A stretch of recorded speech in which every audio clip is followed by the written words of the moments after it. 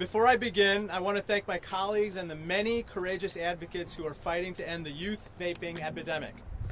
I want to first thank Senator Dick Durbin and Congressman Peter King for partnering to launch this bipartisan, bicameral caucus. Key advocacy groups that I'd like to recognize as well: the Campaign for Tobacco-Free Kids and President Matt Myers, who will speak with you shortly; the Parents Against Vaping E-Cigarettes, also known as PAVE, and their many champions in attendance; the American Lung Association, the American Heart Association, the American Academy of Pediatrics, the American Cancer Society Cancer Action Network, the Truth Initiative, and there are nearly 30 advocacy groups who endorse this caucus. Now that I've recognized everyone who made this caucus possible, I'll try to keep my remarks brief. After all, it's said that most speakers need no introduction. What they need is a conclusion. We are in the midst of a national public health crisis. Among high schoolers, e-cigarette use rose by 80% in 2018 alone. E-cigarettes are used by 28% of high schoolers, and astonishingly, 5% of middle schoolers. My wife and I are parents of both a high schooler and a middle schooler, so this is personally alarming. According to the Centers for Disease Control, nicotine harms youth brain development, reduces the attention span, and in many cases leads to future substance abuse. At the same time, 380 people in 36 states across the country have experienced mystery vaping-related lung and respiratory illnesses. In fact, there have been 7 deaths from these illnesses relating to vaping in just the last few months alone. As a result, the CDC issued an urgent warning earlier this month recommending that nobody use e-cigarettes during the current outbreak of lung disease. As many of you know, I launched the leading congressional investigation into Juul in June and held a 2-part hearing in the Oversight Committee with the co-founder of the company. I was dismayed to find that for the last several years, e-cigarette companies like Juul directly targeted youth in schools and illegally marketed their product without FDA regulation. In fact, the findings of our ongoing investigation forced the FDA to deem Juul's marketing illegal, and the Trump administration cited the investigation in its decision to ban all flavored vaping products. I want to pause for just 1 second. This was a major bipartisan accomplishment. Can I get a round of applause from everyone who is ready to ban e-cigarette flavors? The truth is that for years, flavored e-cigarettes were used to hook kids and have played an instrumental role in getting a generation of youth addicted to vaping and nicotine. According to a new survey by the American Heart Institute, flavors, especially fruity flavors, were the most likely factor to motivate young adults aged 18 to 24 to initiate vaping compared to other age groups. I want to make one thing clear. The vaping industry is already trying to lobby to create an exclusion and exemption for mint and menthol in the administration's pending flavor ban. I think I join all of you in saying emphatically that mint and menthol are flavors and they must be included in this ban. Are you with me? They must be. There's a reason why mint is in our children's toothpaste. It attracts kids. The current ban that the Trump administration proposes must be swift and it must be comprehensive. But if we learned anything from the new proposal to ban flavors, it's that members of Congress on both sides can work together when it comes to the health and safety of American youth. That's why this caucus is so important. There are many people, including elected officials and advocates, working to end the youth vaping epidemic. But this caucus will serve as the premier forum for like-minded leaders to discuss and craft legislative solutions to prevent youth e-cigarette use, decrease addiction, and save lives. I'm a proud co-sponsor of many pieces of legislation introduced by several members who are standing beside me, including taxing e-cigarettes, investing in youth prevention programming, and strengthening our medical response to this crisis. But We must ban flavors in a comprehensive manner. We must increase resources in youth e-cigarette prevention programs. Those are musts, and those are things that we are all going to campaign for. Finally, we must also hold companies accountable for marketing legally sound products that are safe and approved by the FDA. And we must ensure that no tobacco or e-cigarette manufacturers profit on the backs of our children. Our children are not for sale.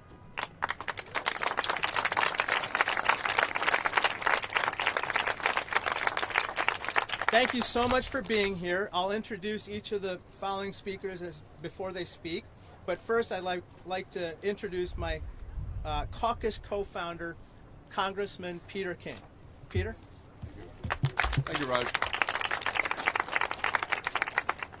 Thank you very much, Roger. Thank you for your leadership in getting this going. You and Senator Durbin, I give you great credit for this, because this is not a political issue. It's not a partisan issue.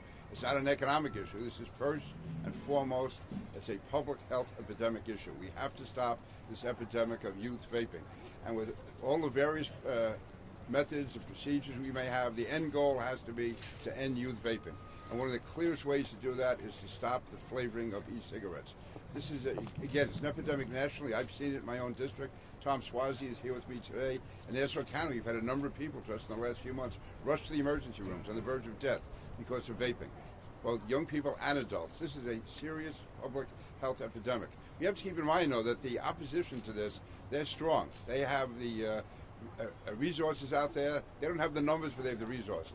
I know recently my daughter, who was in politics locally, she introduced legislation on this, and the next day, her Facebook, in fact, that afternoon, her Facebook page lit up with opposition. Mine did too. I was like the collateral damage to my daughter. But seriously, they are organized. We can't let that intimidate us, because we know that the great majority of the American people, if you talk to them, they're with us. So we can't allow those scare tactics to chase people away, to keep people away from doing what has to be done. This is not an issue of freedom or an issue of choice. It's an issue of life and death. So we have to stand together. I'm glad to be on this caucus, co-chairing the caucus with Roger and Dick Durbin and all the people, again, Republican, Democrat, all of us should stand together. This is a public health crisis. We have to confront it, we have to defeat it, and we have to make sure that the youth of our country are no longer being influenced and swayed, and in some cases being driven to death by sleazy tactics of the e-cigarette manufacturers. So thank you very much. Thank you, Peter. And next up is Congresswoman Diana DeGette of Colorado. Diana? Thank you so much. Thank you so much, Roger. We're really facing a true epidemic in this country. The number of teens who are vaping is at an all-time high, and no state, unfortunately, has more teens using e-cigarettes than my home state of Colorado. According to the CDC, the number of high school students now using tobacco products went up 38% in the last year alone. About 1 in 4 high school students are now using tobacco products, and the vast majority of those are using e-cigarettes. Now, I haven't talked to one person who uses these vaping products who knows what they're inhaling or how it might affect their health. And the recent surge in the vaping-related illnesses shows that we are desperate for more federal regulation of these dangerous products. Congress simply cannot afford to sit back and watch as these companies keep operating as if nobody is paying attention. The vaping-related illnesses have short-term consequences for some older adults, but the doctors that I've talked to say that these consequences can be devastating for teenagers whose lungs are still developing.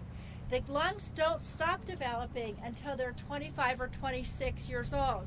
And if a teen gets a vaping illness before their lungs fully develop, it might permanently inhibit their lung development and prevent them from ever having the capacity of an adult. That's why Congress has a responsibility to protect our public health, and it's really important that we do so. I've been working on this issue for years, along with many of the people standing here, and it's frankly unfortunate that it takes so many people to get sick and even die across this country before we really pay the kind of attention that we should. We need to get these products out of the hands of our kids, and we need to do it now. That's why last spring I introduced legislation to ban the sale of flavored nicotine products. Flavors like bubblegum, Tutti Frutti, gummy bear have no place in the marketplace when they're marketed to kids. Data shows, clap for that. The data shows that 81% of teens who have used an e-cigarette started out by using a flavored product. The data also shows that 81.5% of the teens currently using e-cigarettes are using them because, quote, they have a flavor that I like. And somehow I don't think that flavor is nicotine. So if we're going to be serious about protecting our teens from these dangers, we've got to start by stopping the kid flavors of nicotine. Also, we have to raise the smoking age in this country. Studies have shown that nearly all adult smokers started before the age of 21.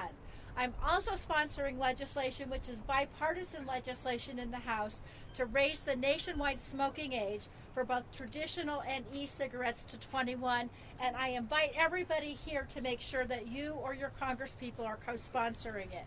If we can keep nicotine products out of the hands of our kids longer, we can decrease the chances of becoming addicted later in life. Finally, I want to say, as the chair of the Oversight Subcommittee of the Energy and Commerce Committee, which is the committee with jurisdiction over these issues, we're investigating what's causing the recent surge of vaping-related illnesses and also the overall health effects these are having. We're having our first major hearing on this issue next week. And I really want to thank Representative Krishnamurthy and also Representative King for taking the lead on organizing this important new caucus, as well as the legislation and the hearings. We are going to be working tirelessly to make sure that we keep these products out of the hands of our young people. Thank you very much. Thank you, Diana. Next speaker is Congresswoman Rosa DeLauro of Connecticut. Rosa. Thank you. Thank you. Let me give a shout out to the Ditch Jewel crowd. And you think, thank you. You don't know how much we need your voices in this fight, and it is a fight. So I'm honored to be here with my colleagues, with Raja Krishnamurthy, Peter King, Diana DeGette, Chris Stewart, Tom Suozzi, Lauren Underwood, Angie Craig, others, because together what we are trying to do is to fight to defend the health and the well-being of our communities and our youngsters. In that fight, let me also acknowledge Matthew Myers of the Campaign for Tobacco-Free Kids, Dr. Linda Young and the American Academy of Pediatrics, Meredith Berkman and Dorian Furman, and Parents Against Vaping e-Cigarettes. And I want to thank each of you, because you have worked tirelessly in your professional lives and you are making an impact. Your commitment has been and remains crucial to all of our efforts. And it's wonderful to know that we are together. It's Democrats, it's Republicans, it's the advocacy groups as we march forward. To Caleb Mintz, to Philip Furman, we appreciate being here. Please, please share your stories with us and with others. It's a bipartisan Congressional Caucus to end the youth vaping epidemic. And I want to just say to Congressman Krishnamurthy, to Congressman King, and to Senator Durbin, your leadership on this issue is really a beacon of light for all of us. We are in the midst of a youth vaping epidemic. Let me just point out to you the cover today of Time magazine. The new American addiction, how Juul hooked kids and ignited a public health crisis. That's exactly right. Today, 1 in 5 high school students use e-cigarettes. In my home state, vaping is the most common form of youth smoking used by Connecticut high school students. And to read about what they are inhaling with these devices, it is so scary.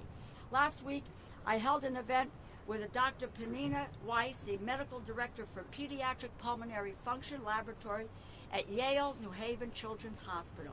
She ran through the chemicals. Ethylene glycol, which is used in antifreeze. Propylene glycol, which is used as a toner for laser pictures. Vitamin E oil, which is under investigation and implicated in the outbreak of lung illnesses, fine particles and carcinogens, fruit flavorings to attract youth, and then nicotine, an addictive chemical in cigarettes. It hurts children's brain development. One Juul pod has as much nicotine as one pack of cigarettes. That's the cocktail. And now people are falling ill and they are dying. On a call earlier today, the Center for Disease Control and Prevention confirmed vaping-related lung illnesses have risen to 530 probable cases, 7 deaths in 38 states, and 1 U.S. territory. In Connecticut, 11 people have fallen ill. Enough is enough.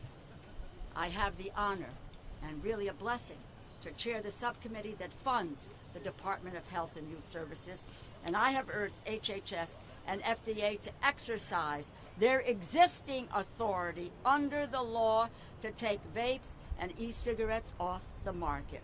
2009, the Congress gave the Food and Drug Administration the authority to regulate all tobacco products, including e-cigarettes. People say that Congress isn't active. We acted in 2009. We said, regulate, do your job, regulate. The Bipartisan Family Smoking Prevention and Tobacco Control Act, TCA, gave the FDA the authority to regulate new tobacco products before they enter the market, and that includes e-cigarettes. However, the Department of Health and Human Services, the FDA, allowed dangerous products to come on the market by exempting e-cigarettes from a pre-market review. What is that? It's a process which would have required manufacturers to prove the safety of their products prior to their sale. The FDA made the express decision to skip this review in what they call, and I quote, enforcement discretion. And they allowed these devices to be sold. Their enforcement discretion has wound up making people ill and killing people. As a consequence, thousands of e-products on the market and without any independent science-based assessment of their long-term health. Diana DeGette is here, Congresswoman DeGette. She spoke about energy and commerce. They will be doing a hearing on this issue. We in the Labor HHS Subcommittee of Appropriations are going to be holding a hearing as well. And why? Because I chair the subcommittee. And we're going forward. We can do this. The country is waiting for us to do this. And I am proud to stand alongside of my colleagues. And this is not a partisan issue. This is about our kids, all of our kids. It's about our grandkids. So together we stand, Republicans and Democrats, and we are going to pass a bill that gets these products off the market, that says no to the flavors, that looks at age 21, and we're going to move forward. So we need to mobilize, and we need everyone's help to do that. The health of our children and our communities is at stake. Thank you, Roger. Thank you. Thank you. Thank you. Thank you, Rosa. Next up is Congressman Tom Suozzi of New York. Thank you, Raj. First of all, let's hear it for Raja and Peter again and thank them for pulling this together. We're so grateful to them. Let's hear for the campaign for tobacco-free kids. Yay. Let's hear for PAVE. Yay. Let's hear for the kids that are here today. Smoking is the #1 cause of preventable death in the United States of America. And some of us have been fighting against this for years. Now, we've got a new problem that's being created under our very noses. We see this happening right in front of us right now. And the same arguments that were used against tobacco for so many years, we don't know the science, we're not certain of the science, is trying to be used by the vaping industry right now. And look how many years it took us to fight back against tobacco. We can't let this happen. It's so obvious. It's such common sense. And I want to thank all of my congressional colleagues that are up here, Democrats and Republicans, as has been mentioned, and the advocates that are here for working together to bring this to people's reality so they know this is happening. So yesterday, I introduced a bill along with Peter King. It was co-sponsored right away by Raja, and we're so grateful to you, Raj. And Steve Cohen, I think, left already, and I'm sure I'm going to get my other colleagues, that is going to do some things that we think are essential. In addition to what the president says he's going to do, we want to ban flavored cigarettes permanently in legislation, not just requiring on the administration to do it. But new to what anybody's been talking about before is we want to raise the federal tax, not only on cigarettes from $1 to $3, but also put us the same tax on vaping products as well for an equivalent $3 tax. Why? Because we see in the United States of America that those states that have raised their taxes on cigarettes have seen a lower incidence of people smoking and a lower incidence of cancer. We saw this in New York when Mike Bloomberg was the mayor of New York and the governor at the time, and I was the county executive of Nassau County. We saw these dramatic increases in the cost of cigarettes and the correlation to the dramatic decrease in actual smoking. As a matter of fact, Connecticut and New York have the highest taxes in the country on cigarettes. And it works. We know it works. So we need to do that for vaping products as well, because they're the same type of dangerous product. And we can't let this become the problem that smoking became in America that took decades to fight against and finally stop from growing in this country. And we still have more work to do with tobacco, but we have to stop this in its tracks. So let's ban flavored e-cigarettes.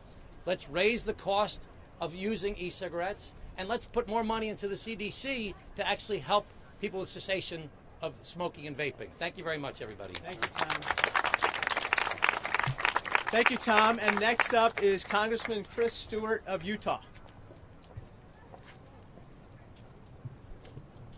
I have what I refer to as my longer, shorter rule, and that is the longer the line of Congress people who speak before you, the shorter you should be. So I'm going to do this in plus or minus 1 second from a minute. Again, Raja, thank you. Peter, thank you. To the youth behind us who have the courage to stand here with us against, by the way, the opposition of some of their friends, the opposition against some of their peers. And it's taken some courage, and it's very clear that these young people behind us have very bright futures in the character that they have demonstrated here. I remember being in an appropriations markup and holding up a Slurpee. And it looked just like any Slurpee. It had the lid and everything else in it, and you would have thought, yep, that's a Slurpee. And I open it up, and inside, of course, is a vaping cartridge. And there aren't very many 45-year-old truckers who are pulling into 7-Eleven and say, give me one of those Slurpee vapes. This is very, very clearly marketing towards our children, which is the point of why we're here today. Some of you may know I represent the state of Utah. Because of our predominant religion there, normally we have less incidences of youth who are smoking and drinking. Now, it's not perfect, obviously, but it's generally lower than it is nationally. We have about almost 20% now of our young people are vaping. A little less than nationally, but still a remarkable number. And think of how Raja started out here. 28% nationally, that's nearly a third. That's nearly 1 out of 3 people. You know, I grew up in an era where we went through this transition where smoking was really considered uncool. We took it out of our movies. You didn't see sports figures smoking. It changed the advertising. And we've lost all of that with this campaign towards addicting our children. And where it no longer is considered uncool to go out to the point when you're in high school and smoke, it's kind of considered edgy and hip to pull out your vape and to start using that in front of your friends. We've got to change that. That's what we're about here today. I'll just mention one other thing. I met with one of the directors of the DA in my state, and I was shocked at the things they're finding in these illicit cartridges that kids are buying out on the street. The amount of THC that they're packing into these things, some of the poisons, and frankly, things that we have no idea what's in them. And once again, they're being targeted to our kids. So thank you for being here. Thank you for showing the support. Thanks all of those who are participating. Raja and Peter, bless you all. Thank you. Thank you, Chris. Thank you. Good job. Thank you, Chris. Next person is Matthew Myers, the president of the Campaign for Tobacco-Free Kids. Matthew? Thank you. It is an honor and privilege to be here today. We face a real public health crisis that is worse than we thought and getting worse every day. There is an urgent need, not for more talk, but for real action. And that's why we're thrilled to be here to support the creation of a bipartisan, bicameral caucus to directly address these issues. You know, the kids who are using e-cigarettes aren't Democratic kids or Republican kids. They don't know the difference. They're all of America's kids. We have had a lot of talk What we need is real action. This caucus gives us the opportunity to do it. We need to raise the age to 21, but we need to understand that flavored e-cigarettes have fueled this epidemic. This is straight out of the tobacco industry's old playbook. Introduce sweet flavors that appeal to kids. Lace it with massive levels of nicotine. Get them on social media using the exact images the tobacco industry did 40 years ago. And when the crisis hits, hire lobbyists to prevent government to act. This caucus is the antidote to that action. Our hope and our pledge to you is that this will result in the movement of legislation to increase the age, ban all flavors, and if we don't ban mint and menthol, we're just kidding ourselves. 64% of all kids who use e-cigarettes use mint and menthol e-cigarettes. The tobacco industry and Juul know it. It's why they're trying to exempt it. There is no evidence that those products actually help adult smokers quit, and if they have the evidence, they ought to present it to FDA. They haven't done it because that's not who their target audience really is. I want to thank Congressman Krishnamurthy, Congressman King, Senator Durbin. This is exactly the kind of caucus that we need. Everybody should be working together. If there is a member of Congress who's prepared to raise their hand and say, I'm voting against banning the flavors that have fueled the e-cigarette epidemic, I want them to stand before the moms and dads in their district and explain why that's the case. I don't think it will happen, but what we have to do is ensure that those votes take place and take place soon. Thank you. Thank you, Matthew. Thank you so much. Thank you, Mr. Myers. Next up is Dr. Linda Young of the American Academy of Pediatrics. Thank you. So good afternoon. As you've heard, my name's Dr. Linda Young, and I'm here today representing the 67,000 pediatrician members of the American Academy of Pediatrics, and I'm proud to represent them today. I'm a pediatrician from Worcester, Massachusetts. I also want to thank Representative Krishnamurthy, King, and Senator Durbin for creating this caucus to end this youth vaping epidemic. So without a doubt, you have heard many people before me say that we are facing a public health epidemic, which we definitely are. The epidemic of vaping has reached epidemic proportions. You've mentioned the statistic about 530 cases so far of severe lung illness and 7 deaths that go along with that. These products are dangerous. They are highly addictive and pose an immediate threat to children's health. As a pediatrician, I try to do everything possible to ensure that children can grow up healthy, and I'm seriously concerned that these products are addicting a new generation to nicotine. And the numbers are alarming, as you have heard. 5 million children are using e-cigarettes. The administration's decision to remove flavored e-cigarettes from the market is a very welcome step, and the FDA really, we would love them to follow through without delay. We now need Congress to help us lead the way. We cannot miss this opportunity to do what's right for children. E-cigarettes are marketed as a healthier alternative to traditional smoking. They come in flavors that appeal to children. You've already heard some. Cotton candy, gummy bears, Captain Crunch. And they're even designed to look like flash drives, pens, and watches. And children often think that these products are harmless, but they are far from it. So when I see adolescents in clinic, I ask them if they smoke, and they say, oh no, that's bad for you. Then I ask them if they vape, and they go, well, yeah, that's just water vapor. That's just steam. They have no clue what they are inhaling into their bodies. So Juul and similar products are designed to deliver high levels of nicotine to users quickly, so addiction can happen fast. One Juul pod, as you heard, contains as enough nicotine as 20 cigarettes or 1 pack. Pediatricians have seen the harmful toll of vaping in our own teenage patients, ranging from wheezing, coughing, exacerbation of asthma, compromised lung function has already been mentioned, and most recently to seizures, respiratory distress, and death. We also know from a number of studies about the harmful effects of nicotine on the developing adolescent brain. The AAP has long been sounding the alarm on the dangers of e-cigarettes to children's health. Now we need our federal leaders to take bold action to keep these products out of children's hands. We must eliminate child-friendly flavors, including mint and menthol from tobacco products. Congress has the power to do this once and for all and pass this legislation. Flavored products are designed to attract kids, plain and simple. There is no place for these products on the market. Pediatricians look forward to working with the members of this caucus to advance policies that will protect children from tobacco products and reverse this youth vaping crisis.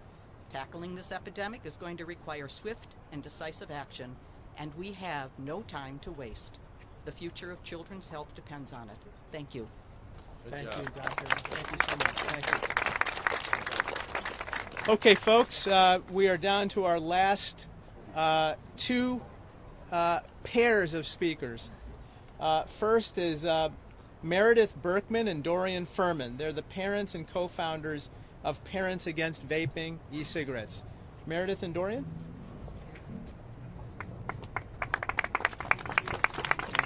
Thank you.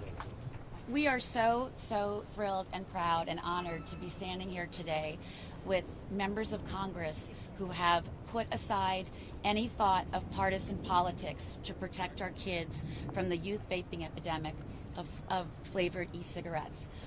As you've heard, all of the numbers, the 5 million kids who are using these products, we represent the human face and the toll that this epidemic has taken on millions of American families, and it continues. We hear from parents every single day through social media or calling us or reaching out on our website who are desperate because they need information, they need resources. Sometimes they just need someone to talk to. Their kids have changed. Their kids are sick. And of course now, maybe their kids are in the hospital with a mystery lung illness. The mystery lung illness is terrifying, but it is really a symptom of the underlying issue, which is that FDA allowed these flavored e-cigarettes to remain on the market without pre-market review. And so we really have absolutely no idea, because of the proprietary flavors, what our children have been sucking deep into their lungs for a very long time, for years now. And we are grateful and for the president's promise to take these flavors off the market, and we will be even more grateful if that promise is fulfilled quickly, completely, and for good. So we very much want to thank Congressmember Krishnamurthy and Congressmember King and Senator Durbin and all of your colleagues who are putting protecting our kids over politics. And I guess we just want to say that we will not allow our children to be used as human guinea pigs.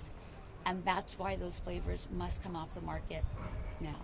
Right. So you've heard the figures. You've heard that vaping affects the developing brain. But what you don't know is the effect that nicotine addiction, vaping addiction takes on families, the toll it takes on families. It changes a personality of a child, of a growing child. It leads to great outbursts of anger. It leads to depression. It leads to conflict within a family. And you hear that kids are drawn in by the flavors, which is true. 90%, 95% of kids who begin to vape use flavors, and I've got to say mint and menthol are flavors.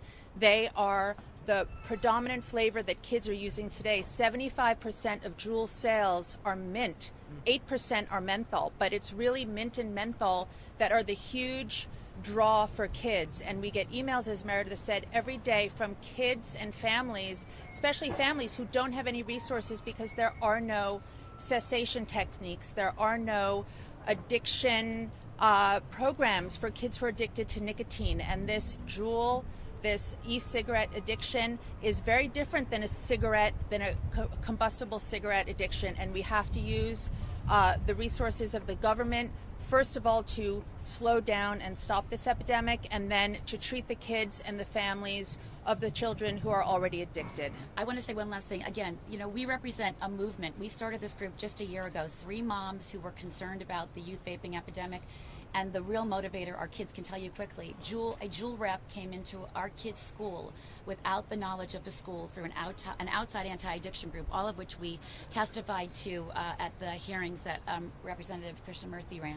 And so, we represent a movement, an army of motivated momvocats around the country who will partner with these leaders who are willing to help us protect our kids. A society that does not protect its kids from a public health epidemic, the one that we're facing, is not a society that has hope for the future. And we know that with leaders like these who are thinking about putting aside any political differences to fight to protect our kids from this public health epidemic, we will have hope for the future. So thank you all so much. Thank you. Thank you so much. Thank you so much. Thank you, Meredith and Dorian. And finally, we're going to have a couple teens that were actually impacted by the vaping epidemic, namely Caleb Mintz and Philip Furman. Caleb and Philip? I am so grateful to all the members of Congress here today willing to put aside politics and partisan issues to protect our generation from Juul and other flavored vapes. As I testified in Congress this summer, over a year ago, a Juul representative came into my school and told me and my friends that the Juul was quote-unquote totally safe. I'm grateful to the administration for promising to ban the flavors that have hooked so many of my peers, and although my generation may be the generation of damage control, we must work together to protect teens like us and younger children from the dangers of vaping and e-cigarettes. Thank you. Thank you. Good job. Thank you so much. First, I just want to thank everyone here who is trying to keep these devices out of the hands of me and my friends. I started juuling with the Mint Pod, and I liked it because it felt cool in my throat. And every one of my friends who still juuls, I know, started with a flavor and still uses a flavor. This has become the social norm. Some of my friends are now trying to quit because of the new data that has come out, but it is honestly just too hard to do without help. Something has to be done, and this caucus, I think, is the place where it's going to get done. Thank you. Good job. Thank you. Good job. Good job. Thank you so much. Thank you, guys. Thank you again. Okay, thank you, everybody, for coming. Brian, are we going to take questions? Okay, we'll take a couple of questions. We're done? Okay, we're good. Okay, take care, guys. They called votes. Oh, they called votes. Okay. Thank you, everybody. Thank you so much for coming all the way down. Thank you so much. Can I take a picture? Yes, absolutely. And I had Aaron last night.